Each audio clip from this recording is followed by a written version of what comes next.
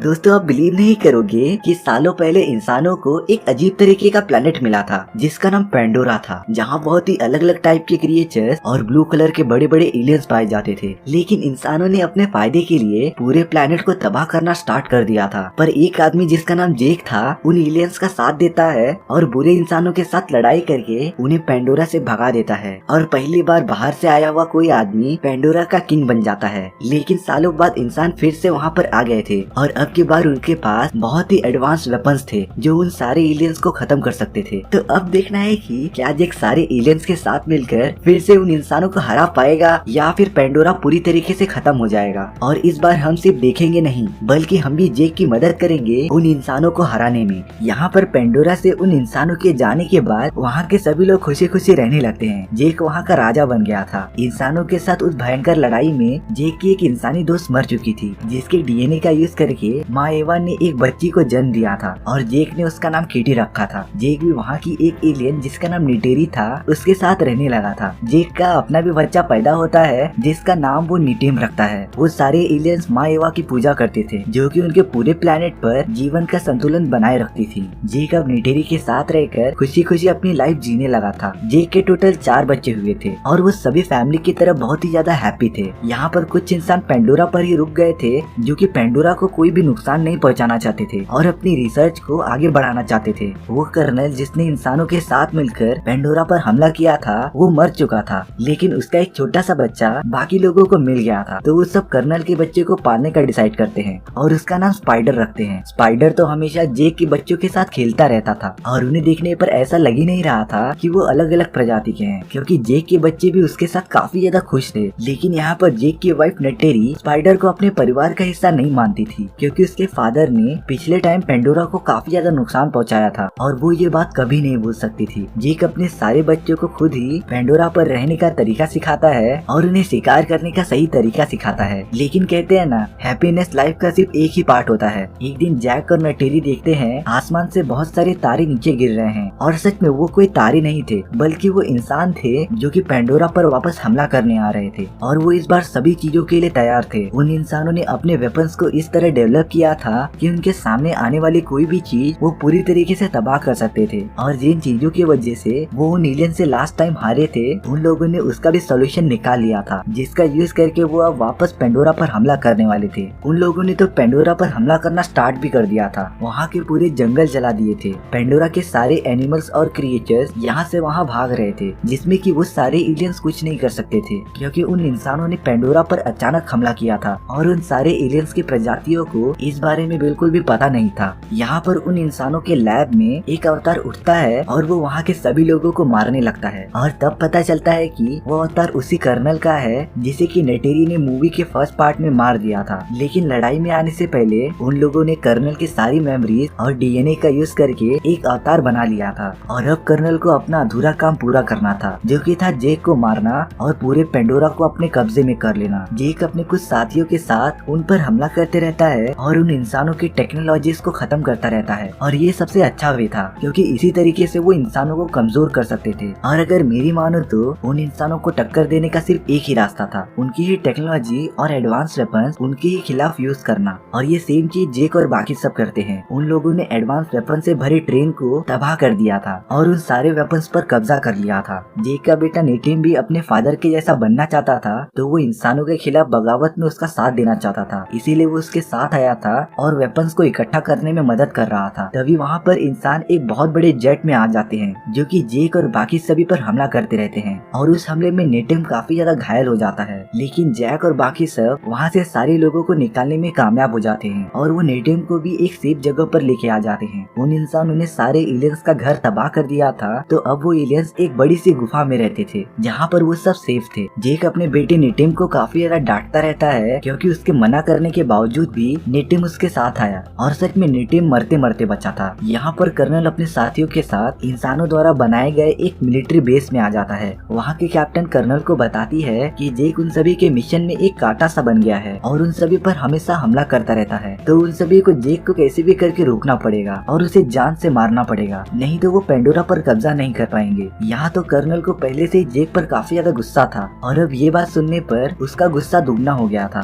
तो वो अपने कुछ साथियों के साथ जेक को ढूंढने घूमने के लिए जंगल में आ जाता है। उसी जंगल में जेक के चारों बच्चे घूमने आए थे और वो सब दूर से कर्नल और बाकी सभी को देख लेते हैं। निटिम ये सारी बातें जैक को बताता है। जैक उन सभी को बिना कुछ हरकत किए वहाँ से निकलने के लिए कहता है। जैक के सारे बच्चे जब वहाँ से जाते रहते हैं तब उन्हें कुछ आदमियों ने घेर लिया था और अब कर्नल के लोगों ने जेक के बच्चों को पकड़ लिया था। कर्नल स्पाइडर को देखकर तुरंत समझ जाता है कि वो उसका बेटा है। तभी वहाँ पर जेक और नेटेरी पहुँच जाते हैं और कर्नल के आदमियों पर हमला करते रहते हैं। जेक और नेटेरी कैसे भी करके अपने बच्चों को वहाँ से निकालने में कामयाब हो जाते हैं, लेकिन कर्नल ने स्पाइडर को पकड़ लिया था और वो स्पाइडर को अपने साथ शिप पर लेकर चले जाता है। एक सेफ जगह पर आने के बाद जेक नेटेरी से कहता रहता है कि उन्हें जल्दी अपने छुपने की लोकेशन चेंज करनी पड़ेगी क्योंकि स्पाइडर अब उनके पास है। तो अगर स्पाइडर ने उन्हें बता दिया कि वो सब कहाँ छुपे हुए हैं तो वो सारे इंसान बचे हुए एलियंस को खत्म कर देंगे, जिससे कि पेंडोरा पूरी तरीके से उनके कब्जे में आ जाएगा। यहाँ पर कर्नल और उसके लोग स्पाइडर को काफी ज्यादा टॉर्चर करते रहते हैं, लेकिन स्पाइडर निकला काफी ज्यादा सख्त लौंडा। उसने बोला कि जान चली जाए लेकिन वो अपना मुंह नहीं खोलेगा कि बाकी एलियंस और जेक कहाँ छुपे हुए हैं। इसके बाद कर्नल स्पाइडर को अपनी तरीके से समझाने जाता है और उसे वापस अर्थ पर जाने का लालच देता है। यहाँ पर जेक ने किसी और को राजा बना दिया था और वो अब अपनी फैमिली को लेकर वहाँ से जा रहा था। काफी दिनों के सफर के बाद जेक अपने परिवार को लेकर एक आइलैंड पर पहुँच गया था जहाँ पर कुछ अलग प्रजाति के एलियंस रहते थे। वो दूसरी प्रजाति के एलियंस जमीन और पानी के अंदर रहने में केपेबल थे। वो सारे लोग जेक और बाकी सभी को देखकर काफी ज्यादा शॉक हो गए थे क्योंकि वो उनसे काफी ज्यादा अलग दिख रहे थे। तभी वहाँ पर उन सभी का लीडर आ जाता है। जेक उनके लीडर से उसके परिवार को यहाँ रहने देने के लिए रिक्वेस्ट करने लगता है, लेकिन उसका लीडर बताता है कि वो सारे लोग सेफ्टी के लिए पानी के अंदर रहते हैं, लेकिन जेक और उसकी प्रजाति सिर्फ जमीन पर ही रह सकती थी तो वो वहाँ पर सरवाइव नहीं कर पाएंगे। लेकिन जेक का मानना था कि अगर वो थोड़ी सी प्रैक्टिस करें और पानी के अंदर रहने की ट्रेनिंग स्टार्ट कर दें तो वो भी उनके तरह पानी के अंदर अच्छे से सांस ले पाएंगे। इसके बाद उनका लीडर मान जाता है जेक को अपने यहाँ रहने देने के लिए। वहाँ का लीडर अपने लोगों से जेक और उसकी फैमिली की मदद करने के लिए कहता है ताकि वो उन्हें पानी में रहने की ट्रेनिंग दे सके और उसी दिन से ही उन सभी की ट्रेनिंग स्टार्ट हो जाती है। स्टार्टिंग में उन लोगों को काफी ज्यादा परेशानी हो रही थी और वो तो पानी के अंदर ज्यादा टिक ही नहीं पा रहे थे। वहाँ के लोग उन्हें पानी के अंदर सांस लेना और पानी के एक क्रिएचर पर सवारी करना सिखाते हैं। जेक को भी स्टार्टिंग में काफी ज्यादा प्रॉब्लम हो रही होती है, लेकिन वो सब धीरे धीरे इम्प्रूव कर रहे थे और उन सभी को वहाँ के एनवायरनमेंट में रहने की आदत हो गई थी।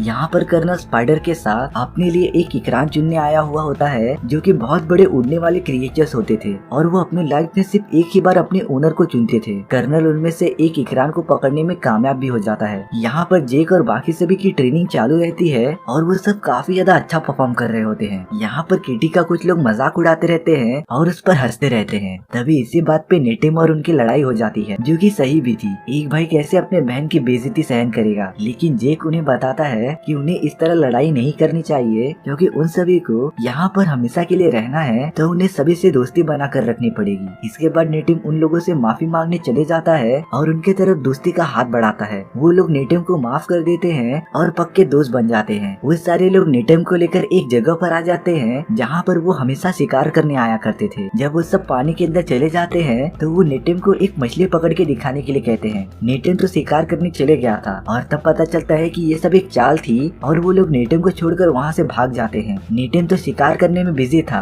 और तब जाके उसे रियलाइज होता है कि उन लोगों ने उसे अकेला छोड़ दिया है। नेटिम को तो उस आइलैंड पर जाने का रास्ता भी नहीं पता था और अब वो बुरी तरीके से फंस गया था। तभी उस पर अचानक पानी में से एक बहुत बड़ी खूंखार मछली उस पर हमला कर देती है जो कि नेटिम को पूरा खाना चाहती थी और वो उसका काफी दूर तक पीछा करती है। ज्यादा देर तक पानी में रहने की वजह से नेटिम की सांसें फूल रही थी, इसीलिए वो तुरंत ऊपर की तरफ जाने लगता है। पर वो मछली तो एकदम सामने ही थी और वो नेटिम पर हमला करने चली आती है, लेकिन तभी एक बहुत बड़ी व्हेल उस मछली पर हमला कर देती है और उसे मार देती है। काफी ज्यादा देर तक पानी में रहने की वजह से नेटिम बेहोश होने लगा था और वो पानी के अंदर जाता रहता है, लेकिन जब थोड़ी देर बाद उसकी आंखें खुलती हैं तो वो अपने आप को उसी व्हेल के ऊपर पाता है जिसने की नेटिम की जान बचाई थी। नेटिम व्हेल का शुक्रिया अदा भी करता है और वो देखता है कि व्हेल के ऊपर एक नुकीला ऑब्जेक्ट लगा हुआ है, तो वो उस व्हेल के बॉडी से उसे निकालता है और उसे दूर फेंक देता है। और इसके बाद तो मानो वो व्हेल नेटिम को अपना दोस्त समझने लगा था। वो व्हेल नेटिम को लेकर उसके आइलैंड के पास आ जाता है और उसके फैमिली के पास छोड़कर चला जाता है। यहाँ पर जेक और सारे लोग काफी टाइम से उसका इंतजार कर रहे थे। जेक नेटिम को डांटता रहता है कि उसे इस तरीके से गायब नहीं होना चाहिए। जब लीडर को पता चलता है कि उसके बेटे ने ही नेटिम को पानी के अंदर फंसाया था तो वो उसे काफी ज्यादा डांटता रहता है, पर जेक कहता है कि इसमें दोनों की ही गलती है। और इसके बाद नेटिम और लीडर के बेटे में दोस्ती हो जाती है और वो अब हमेशा साथ में रहते रहते थे। अगले दिन नेटिम सभी को उस वेल के बारे में बताता है जिसने की उससे बचाया था, और वो बताता है कि उस बड़ी सी वेल का एक फिन टूटा हुआ था। वहाँ की लीडर की बेटी तुरंत समझ जाती है कि उस बड़ी सी वेल को टुकून कहा जाता है, लेकिन जिस वेल को नेटिम ने देखा था उसे पाइकन कहा जाता था, जो कि सारे वेल से अलग था क्योंकि उसने कई वेल्स और लोगों की जानें ली थी। नेटिम इस बात का भरोसा नहीं करता क्योंकि उस वेल ने उसे कोई भी डैमेज नहीं पहुंचाया था,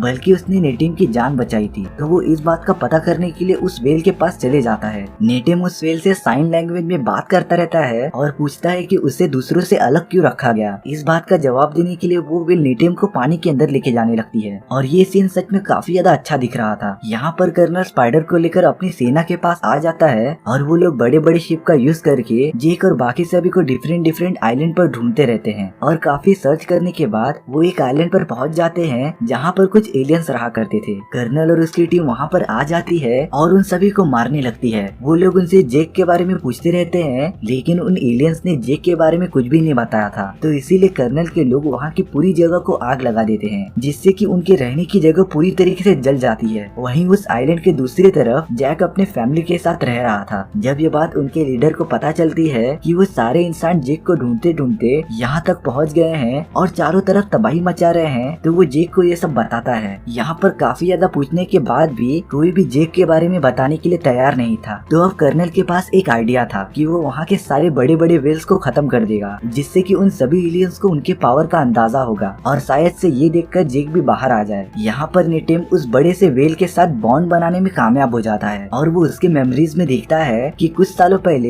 एक हंटर के ग्रुप ने उन पर हमला कर दिया था, और वो सभी बचे हुए वेल को मारने लगे थे। पर हमले के बाद सभी ने पाइकन को ही किलर समझ लिया था और उसे हमेशा के लिए अलग कर दिया था। यहाँ पर कर्नल के लोग सभी वेल को मारते रहते हैं, और वो उन पर जरा भी रहम नहीं कर रहे थे। वो लोग तो उन वेल के बॉडी से एक अजीब टाइप का लिक्विड भी निकालते हैं, जिसका यूज करके उम्र को बढ़ने से रोका जा सकता था, और इसकी डिमांड अर्थ पर काफी ज्यादा थी। उन लोगों ने वेल्स को मारकर पानी में फेंक दिया था। जब उन वेल्स को जेक और बाकी सब देखते हैं तब वो काफी ज्यादा गुस्सा हो जाते हैं। उन एलियंस का लीडर सभी को बताता रहता है कि अब वो चुप नहीं बैठने वाले, उन्हें उन इंसानों पर हमला करना ही पड़ेगा। और इसके बाद सभी में काफी ज्यादा जोश आ गया था, पर जेक दिमाग से काम लेता है और सभी को शांत रहने के लिए कहता है। वो बताता है कि अगर वो उन पर हमला करेंगे तो वो इंसान अपने बड़े बड़े रोबोट्स का यूज करके उन सभी को मार देंगे, जिससे कि उनकी पूरी प्रजाति ही खत्म हो जाएगी। यहाँ पर नेटिम को पाइकन की चिंता हो रही थी, इसीलिए वो पानी के अंदर उसके पास जाने लगता है। नेटिम के पीछे पीछे कुछ लोग भी जाते हैं और वो उस वेल के पास पहुँच जाते हैं, जिसके बॉडी पर एक तीर लगा हुआ था।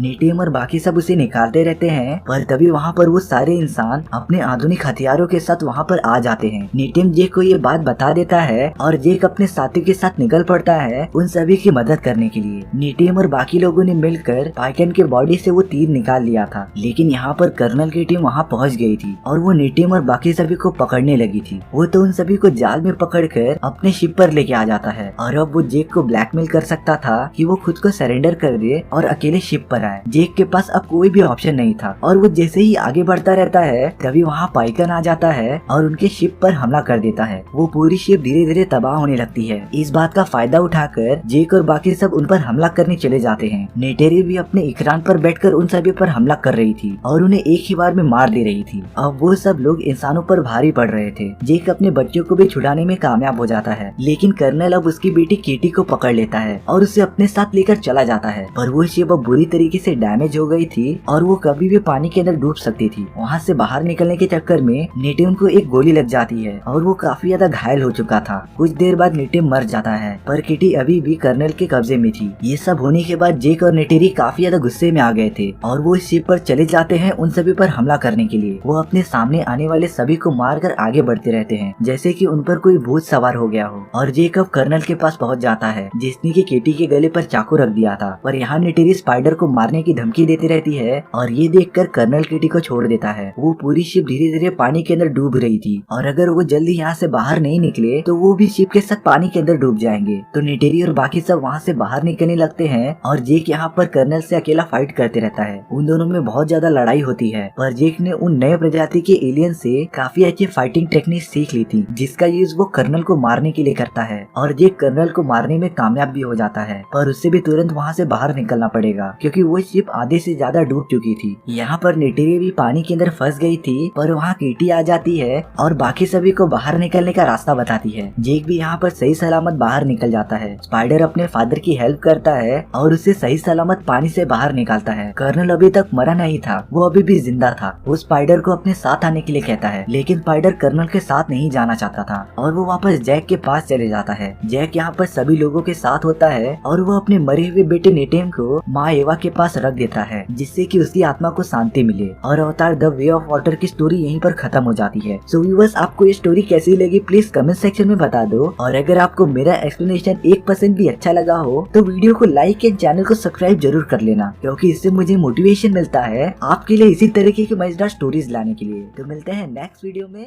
See ya।